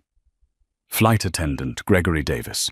Employee ID 4922B. Terminated immediately for cause, gross misconduct, discrimination, and violation of passenger safety protocols. Revoke his pension. Notify the FAA and the Transport Workers Union of the grounds for dismissal, so he is blacklisted. Damon looked back at Greg, whose knees finally gave out. He collapsed onto the galley floor, sobbing. You will never step foot on an airplane as an employee ever again. Damon said, his voice devoid of pity. Get him off my plane. The two security guards hoisted the weeping man up by his armpits and dragged him off the jetway. Damon watched him go, then slowly turned his attention to Abigail Pembroke. She was trembling so vigorously, her jewelry was rattling. Now, Damon said, unbuttoning his suit jacket and putting his hands in his pockets. Let's deal with the Platinum Legacy members. The air in the first-class cabin had changed. It no longer felt like a luxury transport vehicle. It felt like a courtroom where the judge, jury, and executioner were all the same man, and he was currently unbuttoning his suit jacket with terrifying, deliberate slowness. Abigail Pembroke, however, was not a woman who surrendered easily. She had spent 40 years bullying wait staff, terrorizing personal assistants, and social climbing her way into the upper echelons of New York society. She believed with a religious fervor that her money was a shield that nothing could penetrate. She decided that her only way out was through. She would bluff. She would threaten. She would remind this man of the natural order of things. She drew herself up, smoothing the lapels of her Gucci blazer, summoning every ounce of entitlement she possessed. Listen here, Abigail said, her voice shaking slightly, but rising in volume. I don't know what kind of dramatic performance this is, but it ends now. You can't treat us like this. I don't care who your mother is. You are a businessman. Surely you understand commerce. We are loyal, high-value customers. My husband's firm bills millions a year. If you don't step aside and let us return to our seats, I will make one phone call to the New York Times and have this entire airline boycotted by morning. The threat hung in the air, impotent and shrill. Damon didn't flinch. He didn't blink. He just laughed. It was a terrifying sound. It wasn't a laugh of amusement. It was a dry, sharp bark that contained zero mirth.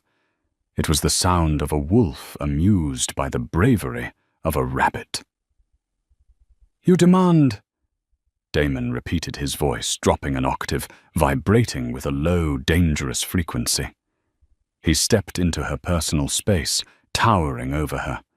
The scent of his expensive oud wood cologne washed over her, intoxicating and suffocating all at once. "Mrs. Pembroke, you seem to be laboring under a massive, catastrophic delusion regarding your position in the food chain. You think you're a shark because you swim in a pond, but you just swam into the ocean." He held out his hand to his right without looking. Sarah, sitting composed in seat 1B, instantly placed the leather portfolio into his palm. The slap of the leather against his skin made Richard jump. Damon opened the file. He ran a finger down the first page. "Let's look at this high value you speak of." Damon said, his tone conversational, as if reading a menu. "Abigail Pembroke, maiden name Vance. You run an interior design consultancy, Vance Aesthetics, correct?" "Yes," Abigail said, lifting her chin. "We cater to the elite." "You cater to tax evasion," Damon corrected calmly.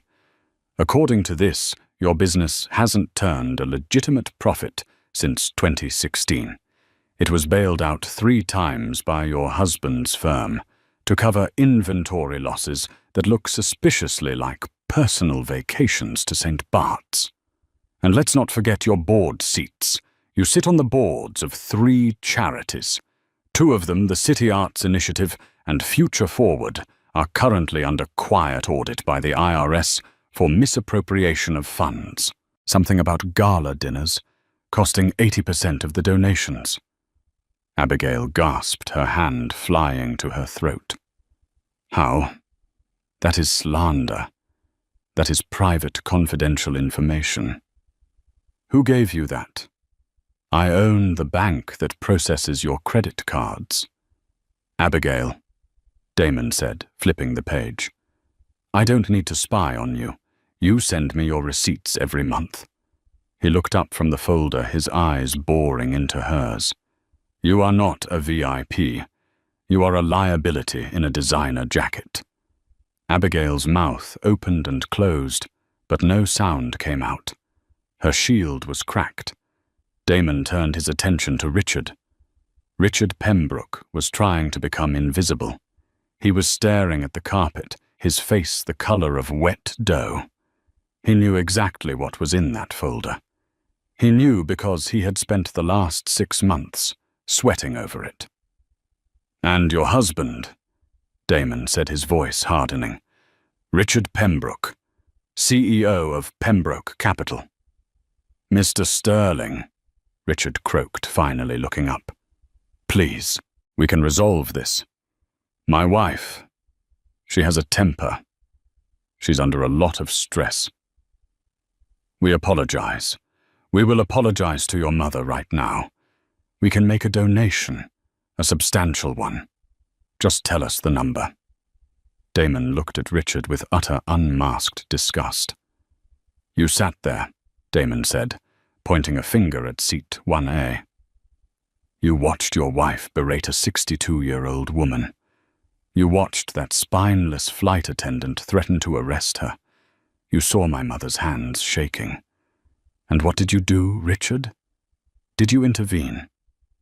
Did you show an ounce of backbone?" I didn't want to cause a scene," Richard murmured, shame burning his ears.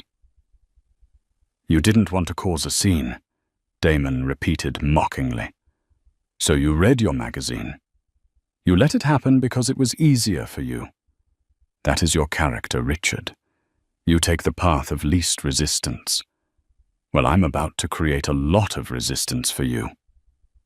Damon looked back at the dossier. Sarah read the exposure analysis for Pembroke Capital. Sarah's voice cut through the silence, crisp, professional, and deadly. Pembroke Capital has leveraged approximately 65% of its total liquidity against Sterling Horizon's mid-cap logistics fund, Mr. Sterling. The loans are structured as callable debt. The terms state that the lender, WUS, can recall the full principal immediately if the borrower engages in conduct that brings reputational risk to the primary lender. Damon nodded slowly. He looked at Richard. 65%, Damon mused. That's a dangerous amount of exposure, Richard. It's almost reckless. It would be a tragedy if Sterling Horizon decided that Pembroke Capital was an unstable partner. If we issued an immediate capital call on those loans, well, you don't have the cash to cover it, do you? Richard fell to his knees. He didn't stumble. He didn't crouch. He dropped to the floor of the first-class cabin as if his strings had been cut. He clasped his hands together in a prayer of desperation. No. Richard begged, tears streaming down his face, snot running from his nose. Mr. Sterling, please. You can't. That would bankrupt us by Monday morning. The margin calls would trigger a chain reaction. We would lose everything. The house in the Hamptons, the brownstone, the portfolio, the cars. We would be destitute. Please, I'm begging you. I've worked 30 years for this firm. Abigail stared down at her husband in horror. Richard, get up. Have some dignity. You're embarrassing us. Dignity! Richard screamed, his voice cracking, turning on his wife from his position on the floor. You stupid, arrogant cow. You've destroyed us. With your big mouth and your obsession with status, I told you to shut up. I told you to leave the woman alone. But no, you had to have the bulkhead seat. Don't you speak to me like that, Abigail shrieked. I will speak to you however I want, if we're living in a rental apartment next week, Richard yelled back. Damon watched the spectacle coldly. The wealthy couple, the Platinum Legacy members, tearing each other apart on the floor of his plane like starving dogs fighting over a bone. It's ugly, isn't it? Damon said to the room at large, his voice silencing their squabble. When the veneer is stripped away, when people show you who they really are. He closed the portfolio with a snap that sounded like a gunshot. I'm not going to bankrupt you today, Richard, Damon said quietly. Richard sobbed with relief, reaching out to try and kiss Damon's shoe. Damon pulled his foot away sharply. Don't touch me, Damon warned. I said I won't do it today. My mother wouldn't want me to put people on the street, even trash like you. She raised me better than that. Richard slumped back on his heels, weeping. Thank you. Thank you. However, Damon continued, his voice dropping to a whisper that froze the blood in Abigail's veins. There will be penance. There is a price for what you did to Beatrice Sterling. He turned his eyes to Abigail. You wanted my mother out of first class because you didn't think she belonged here. You said she didn't fit the standard. You wanted her in economy. Damon pointed a long finger toward the back of the plane, past the curtain, toward the darkness of the main cabin. Get back there. Abigail blinked, confused. Excuse me. You are no longer Platinum Legacy members. Sarah has already wiped your status from the mainframe. Your miles are gone. Your status is 0. You are currently holding standby economy tickets. Row 34 is open. It's the last row right in front of the lavatories. The seats don't recline. The window is misaligned, and I believe the toilet flush is quite loud. You can't be serious, Abigail whispered, looking at the curtain as if it were the gate to hell. I can't sit in coach. I have circulation issues. My legs. I need the legroom. Then get off the plane, Damon said simply. Get off my plane right now. Drag your bags back up the jetway, and I will have my legal team initiate the bankruptcy proceedings for your husband's firm before the sun sets in Chicago. He checked his watch. You have 10 seconds to decide. Economy class or financial ruin. 10. 9. Abigail looked at Richard. He was climbing shakily to his feet, wiping his face. He wouldn't look at her. "Richard," she pleaded. "Move, Abigail." Richard hissed, grabbing his carry-on bag. "Just move." 8. Abigail looked at the other passengers. The tech CEO in 2A was watching with grim satisfaction. The model in 3C was recording it on her phone. There was no sympathy here, only judgment. Slowly, agonizingly, Abigail Pembroke reached down and picked up her heavy Louis Vuitton bag. It felt like it weighed 1,000 pounds. "Start walking," Damon said. With her head down, stripped of her pride, her status and her dignity, Abigail began the long, humiliating walk down the aisle. Her heels clicked on the floor, a funeral march for her ego. "You too, Richard," Damon commanded. "Row 34B.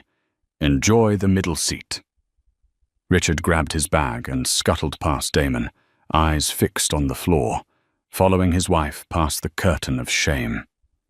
As they passed through the galley and into the main cabin, heads turned. Whispers started. "Isn't that the lady who was yelling? Yeah, look, she's crying. Serves her right?" Damon stood in the center of the now silent first-class cabin. He took a deep breath, exhaling the tension of the predator. He adjusted his cuffs. He looked at the captain. "Captain Miller." "Yes, Mr. Sterling," the captain replied, standing at attention. "I'm flying with you to London today. Sarah will take seat 1B. I'll take the jump seat in the cockpit. I want to monitor your crew's performance personally." Of course, sir. An honor." Damon turned his back on the empty aisle and walked back to seat 1A. He knelt down again, the mask of the corporate raider vanishing instantly. In its place was the face of a son who loved his mother more than his empire.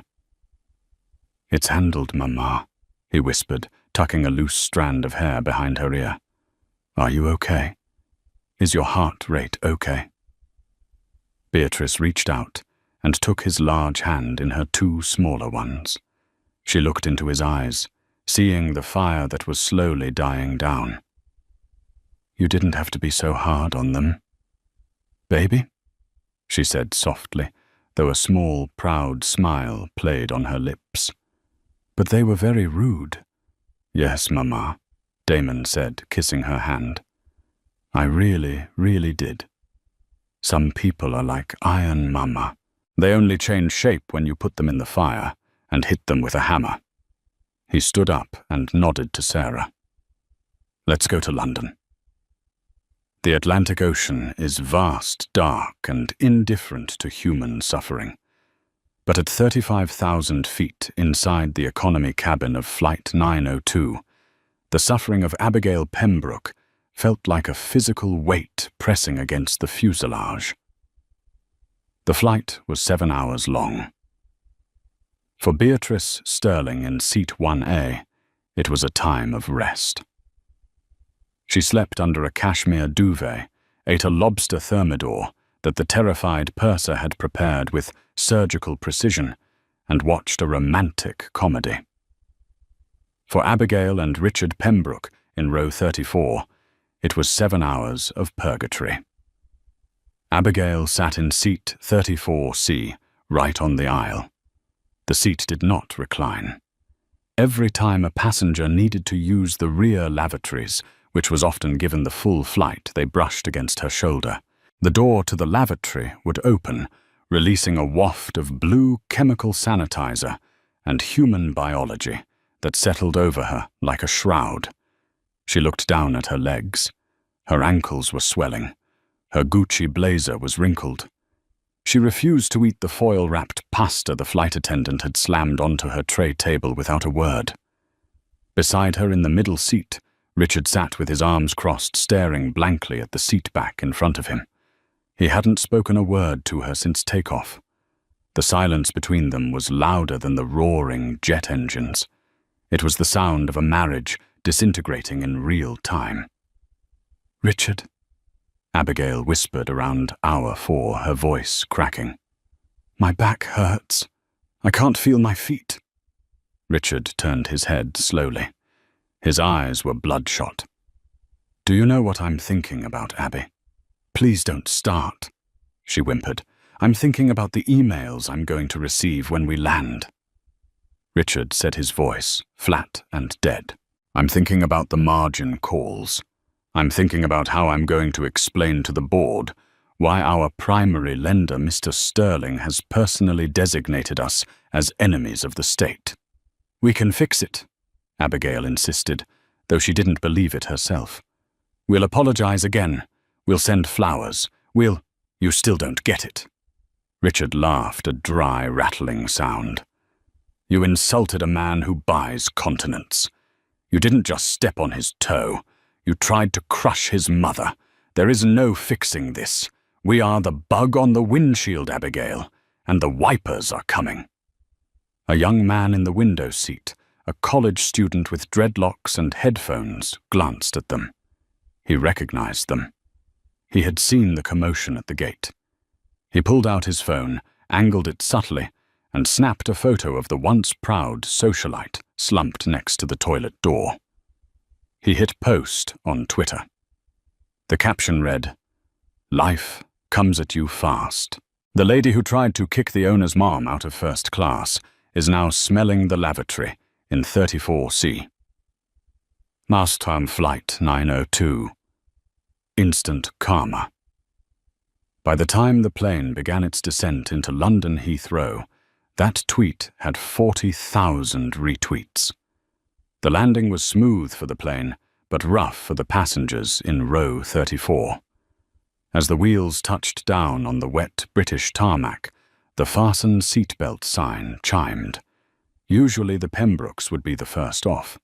They would grab their bags from the overhead bins in first class and stride out before the commoners could even stand up. Today they had to wait. They had to wait for the jet bridge to connect. They had to wait for the first-class curtain to be drawn. They had to wait for Damon Sterling to escort his mother off the plane. Damon didn't rush. He helped Beatrice with her coat. He thanked the pilots, ignoring the new flight crew who had replaced Greg. He walked his mother down the jetway at a leisurely pace. From the back of the plane, Abigail craned her neck, trying to see if they had left. "Can we go now?" she snapped at a flight attendant. "Please remain seated until the row in front of you clears," the attendant said robotically. It took 20 minutes for the economy cabin to empty. By the time Abigail and Richard stumbled into the terminal, disheveled and exhausted, they expected to slip away into the anonymity of the London crowds. They were wrong. As they exited customs dragging their own luggage, because their VIP concierge service had been mysteriously cancelled mid-flight, they saw a wall of flashing lights. It wasn't paparazzi. It was worse. It was a chaotic mix of onlookers, airport staff who had heard the gossip, and a few enterprising freelance photographers who had seen the viral tweet. And standing calmly off to the side near the exit doors was Damon Sterling. He was leaning against a railing looking fresh and immaculate. Beside him stood a short, balding man with a briefcase. Damon caught Richard's eye. He gestured with a single finger. "Come here." Richard froze. He wanted to run. He wanted to flee back to New York. But he knew there was no running from Damon Sterling. He grabbed Abigail's arm and dragged her over. "Mr. Sterling!" Richard panted, sweating through his shirt. We made it. The flight was educational. We have learned our lesson. Truly." Damon looked at them. He didn't look angry anymore. He looked bored. "This is Mr. Holloway," Damon said, gesturing to the balding man. "He is the head of legal for Sterling Horizon's UK division." Mr. Holloway stepped forward and handed Richard a thick manila envelope. "What is this?" Richard asked, his hands trembling. "Notice of default," Holloway said cheerfully, his British accent crisp. and a breach of contract notification regarding the conduct clause in your lending agreement. Specifically, the clause regarding actions bringing disrepute to the parent company. Disrepute, Abigail squawked. We didn't do anything public. It happened on a plane. Damon pulled out his phone.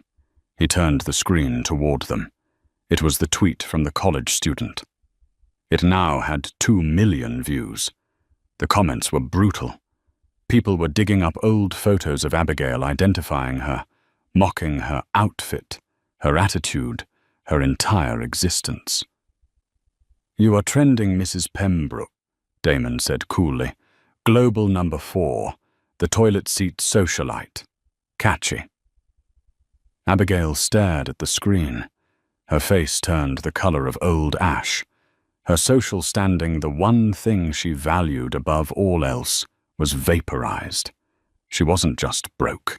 She was a joke. Because of this public embarrassment, Holloway continued, Sterling Horizon is exercising its right to immediate repayment of all outstanding debts. You have 24 hours to liquidate your positions, or we seize the collateral. The collateral? Richard whispered. That's my firm. That's our home. Yes, Damon said. It is. Richard dropped the envelope. The papers scattered on the dirty terminal floor. He looked at his wife. The hatred in his eyes was absolute. I'm leaving you, Richard said. Abigail's head snapped up. What? I'm leaving you. Richard repeated his voice, rising to a shout, drawing the attention of the crowd. You toxic, arrogant narcissist. You cost me everything. I'm done. Find your own way to the hotel. I hope you rot. Richard. Pembroke turned and ran toward the taxi rank, leaving his wife standing alone amidst the scattered legal papers and her Louis Vuitton bags. Abigail stood there, shivering. She looked at Damon. She looked for a shred of mercy. Please, she whispered. I have nowhere to go. Damon looked at her. He thought about his mother, Beatrice. He thought about the years she spent scrubbing floors, working double shifts, enduring slights and insults to raise him. He thought about how Beatrice had offered this woman a smile, and how this woman had offered only venom. You have legs, Damon said, turning away. Use them. He walked over to where his mother was waiting in a warm, comfortable luxury sedan. The driver held the door open. Ready to go, Mama? Damon asked, his voice softening instantly. Beatrice looked out the window at the sobbing figure of Abigail Pembroke, alone in the terminal. Did you handle it, Damon? She asked. It's handled, Damon said. Justice was served, economy style. Beatrice patted his hand. Good. Now I believe you promised me tea at the Savoy. The best tea in London, Damon promised. As the car pulled away, leaving the airport behind, the rain began to fall over London, washing away the dirt, but leaving the lessons permanently etched in the pavement. The Pembrokes had flown high on wings of arrogance, but they had forgotten the golden rule of the sky. Gravity always wins, and in the world of Damon Sterling, karma falls faster than a stone. And that is how a simple seat dispute turned into the total destruction of an empire. It's a harsh reminder that you never truly know who you are talking to. Abigail Pembroke looked at Beatrice Sterling and saw a target, a nobody she could push around. She didn't see the strength, the history, or the billionaire son, just one phone call away. In a world obsessed with image, Beatrice Sterling proved that true power doesn't need to shout. It doesn't need a Gucci blazer or a platinum legacy card. True power sits quietly, reads a book, and lets the universe or a very protective son handle the rest. The Pembrokes lost their money, their marriage and their dignity, all because they couldn't find it in their hearts to be kind to a stranger. So the next time you're in a crowded place and you feel that urge to be rude, to judge someone by their clothes, or to demand what you think you deserve. Take a breath. Look around. Because you never know when the person you're insulting holds the keys to your entire life. If you enjoyed this story of instant karma and high-flying justice, please smash that like button. It really helps the channel grow and lets me know you want more stories like this. Who do you think got the worst punishment? The flight attendant Greg or the Pembrokes? Let me know in the comments below. And if you haven't already, hit subscribe and ring the notification bell so you never miss a new story. We post new dramas, revenge stories, and karma tales every week. Thanks for listening, and remember, be kind because you never know who is watching. See you in the next video.